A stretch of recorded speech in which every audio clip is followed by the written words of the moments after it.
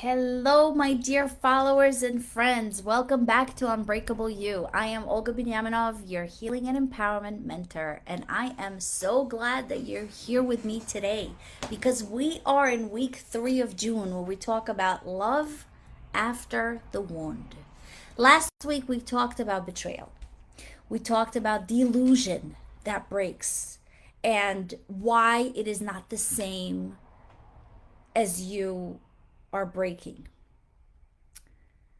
If you missed that episode and you want to know more about what that means, go back. It's on YouTube and Spotify. Listen to it. And I hope it would shift something in you because being betrayed is not the same as being broken. Today, I want to talk about our next step in healing. And that is such an important step because I see that's happening over and over again with women who have been hurt deeply. They heal, they grow, they do the work, and then slowly, quietly, without even realizing it, they actually close off. They build walls. They become guarded in ways that protect them from that pain, but also keeps them away from love. And I understand that impulse completely because I lived it. And I also was one of these women that said, there are no good men out there. I was also one of those that said, if I will be too soft, they'll take advantage of me. But you know what? Today, I want to talk about the difference between protecting yourself and punishing yourself for someone else's choices. Because when we harden like that, we actually are punishing ourselves. So today's episode is talking about healing your heart without actually hardening it. So let's talk about that wall that we built after we're being hurt. And why do we close? Because if we start with that, building a wall after being hurt makes complete sense. It's a survival response. It is your nervous system doing exactly what it was designed to do: protect you for further harm. So when you've been burned, when you have been hurt and betrayed, you pull your hand away from the flame. And when you've been hurt in love, you do the same thing. You pull your heart away from vulnerability. And that's not weakness. That is biology. But here's where it gets complicated. The wall that keeps pain out also keeps love out. That same armor that protects you from being hurt again also prevents you from being held. The distance you create to feel safe also creates loneliness. And a quiet aching disconnect from yourself and from others. The same walls you build to keep pain out will keep love out too. You cannot selectively numb. You close all of it away and you learn that this is your protection mechanism. And I want to encourage you to open up because I sat with so many women in my coaching practice who have done extraordinary healing work. They have processed the grief. They have reclaimed their worth. And they have eventually rebuilt their confidence. And yet, they couldn't let anyone in. Not fully. Not really. Because somewhere along the way, closing becomes a habit. That armor becomes your identity. And the very thing that once protected them had become the thing keeping that individual small. So, what does this wall actually look like? Because that wall is not really what we think. It's not always the woman that says, I don't need anyone. Sometimes it's actually more subtle. It looks like a woman who's always fine, always put together, always the strong one, the one who never lets anyone see her struggles, because she decided a long time ago that vulnerability was a liability. It looks like a woman who keeps relationships at arm's length. It looks like a woman who pulls back the moment something starts to feel real. It looks like a woman who finds seasons to just end things before they have an actual chance of beginning. Those seasons are the things that look like they're going to be good, but we find some excuse to not let it in, because ending it herself feels safer than being left. It also looks like a woman who has become so fiercely independent that she cannot receive help. She cannot receive support or care, even when she actually needs it desperately, because needing feels dangerous.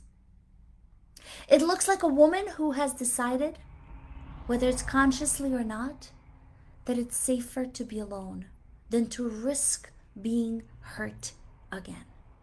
Does any of this sound familiar to you? Because I'm not describing weakness. I'm actually describing someone who learned to survive. But survival is not the same as living, and it's certainly not the same as thriving. You deserve more than just a life that is safe. You deserve life that is full. And you will get that life that's full when you understand the difference between boundaries and barrier. There's a big difference.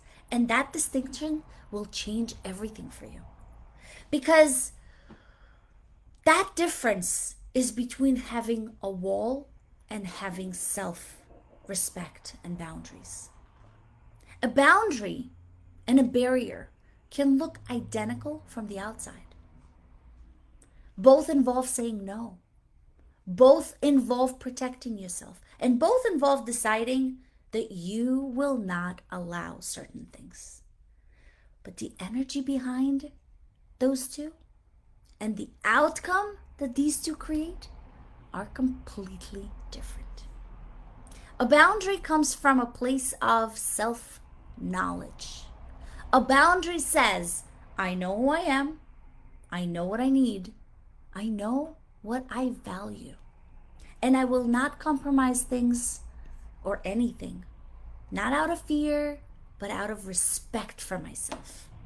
A boundary is honoring you for who you are. A barrier, on the other hand, is fear. It comes from a place of fear. It says, I have been hurt before, and I will not let that happen again. I do not trust, not because this person has given me reasons not to trust, but because someone else did. A barrier is about holding you from possibilities. A boundary says, I know my worth, and this does not meet my worth.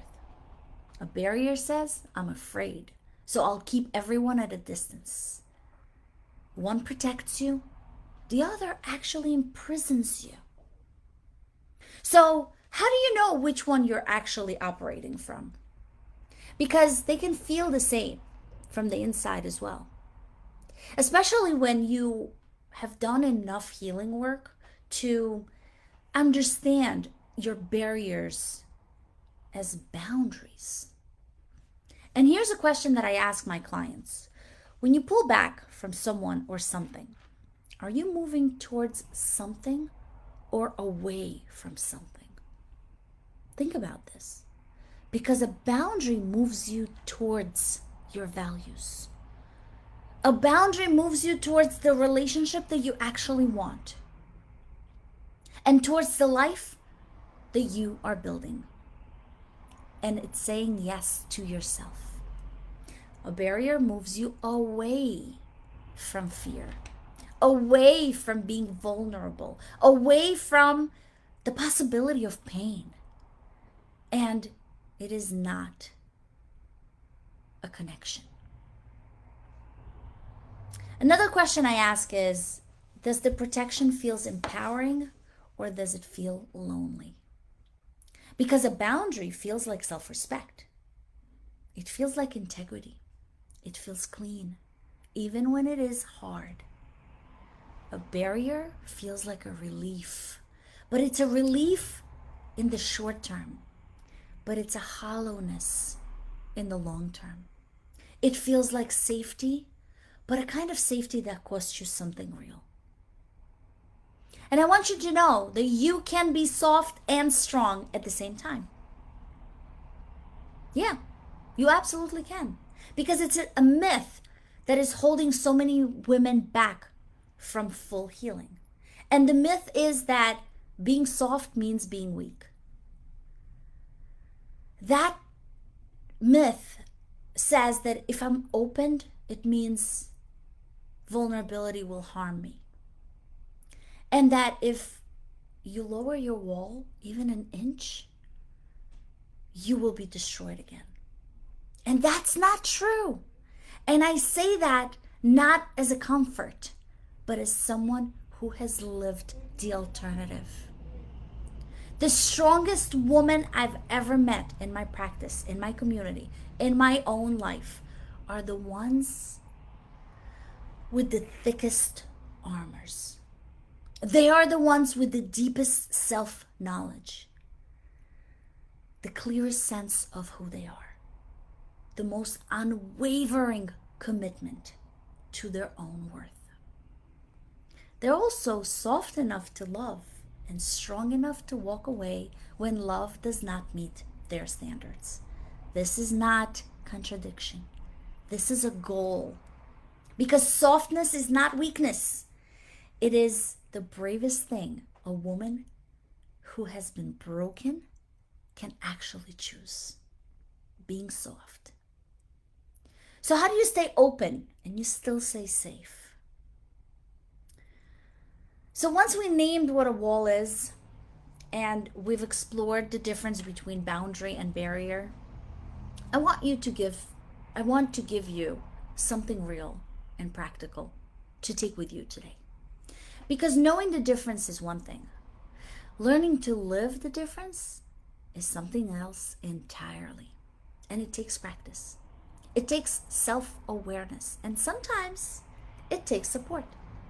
So there are 4 things that I teach in my coaching practice that help women stay open without losing themselves. Let's go over them. The first thing is learn your nervous system signals. Your body will always tell you the difference between genuine red flags and old wounds that are still being triggered. The work is learning to tell them apart. A red flag feels clear. Something specific happened. Something real was said or done. There is evidence, not just a feeling. A trigger is a wound that feels like panic, like urgency, like a certain thing that happened that brings memory of a disaster. And it could also be a feeling that something is going to happen, even when nothing actually is happening yet.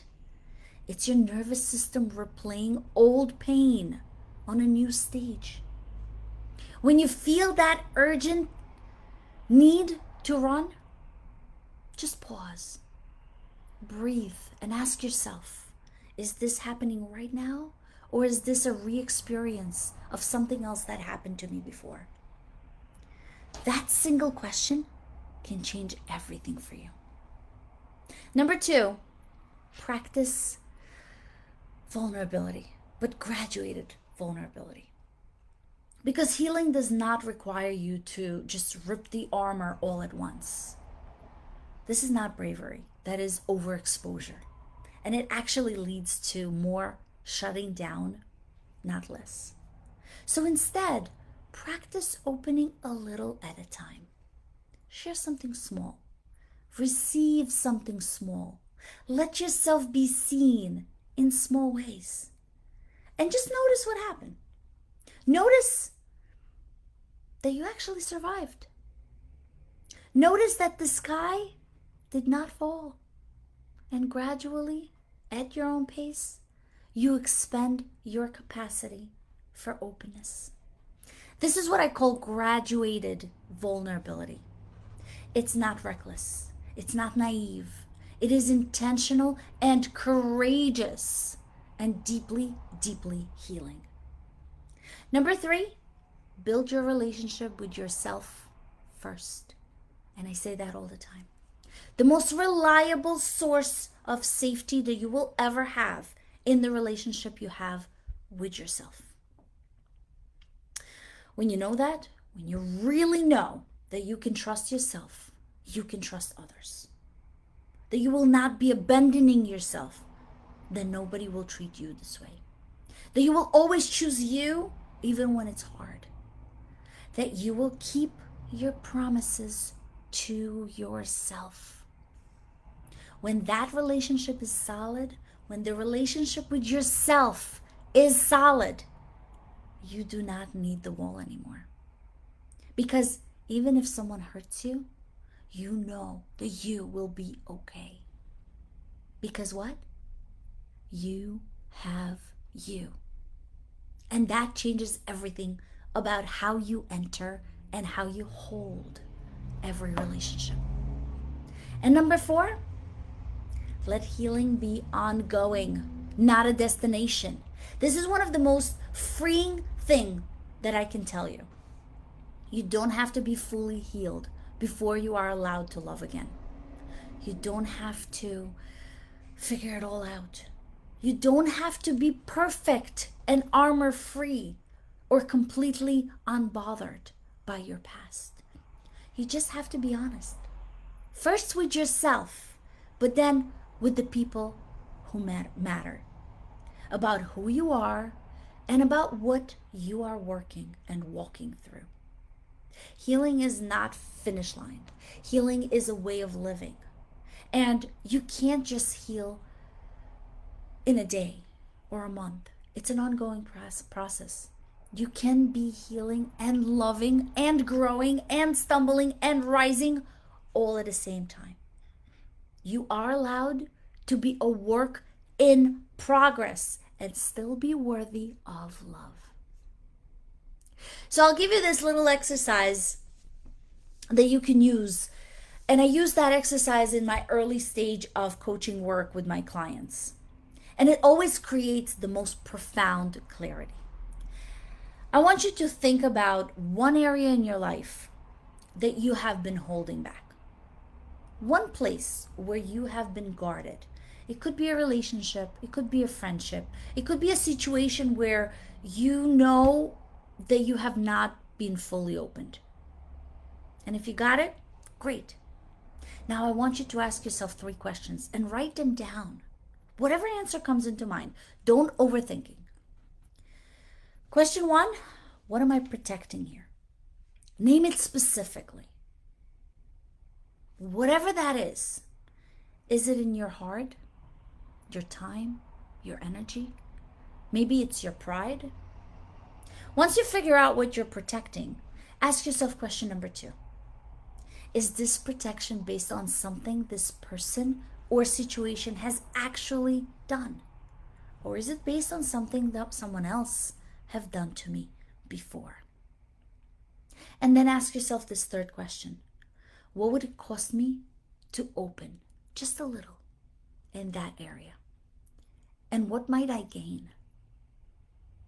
Now, if you wrote all of these questions, it would give you deep work, because that would give you an idea of what is it exactly that you're protecting and what might be the outcome if you stop. And you don't have to do it alone, because I can guide you through. And I have a whole community that can hold your space and help you go through this. I want to close today with something that I say to every woman I work with, and who is exactly in the same place that you might be right now. Somewhere between broken and healing. Somewhere between the wall and the door. I want to tell you, your softness is not the reason you got hurt. Someone else's choices were. And reclaiming your softness, choosing to stay open, to stay warm, and to stay capable of love, that is not going back to who you are or who you were before the pain. That is becoming who you were always meant to be on the other side of it. You are not hardening, you are healing. And there is a profound difference. Next week, we're going to do week 4 of the Love and Relationship month of June. And I want to cover love after the wound. What happens? How does it actually look? Because we're going to a beautiful place. We're going to talk about what real love looks like when you are healed. Not the love you accepted before, not the love that you build out of fear or needs or old wounds. But what does this love actually mean when it matches the woman you are becoming? Join me next Wednesday at 2 p.m. right here. Don't miss it. And if today's conversation stirred something in you, and if you feel that this wall is still there for you, and you've recognized that barrier, I'm here for you. I want to invite you to take the next step. One conversation, one clarity session, 40 minutes, and we can begin mapping the path forward together. Message me and I can book your next session. And if you want to go deep, like fully, completely, transformation, I have a 90-day rebirth program. Message me and I'll send you more information. Remember, you have survived the breaking. Now, let's build the unbreaking. Heal deeply, live boldly, because you are unbreakable. Thank you so much. Take care, you're beautiful. Talk to you soon.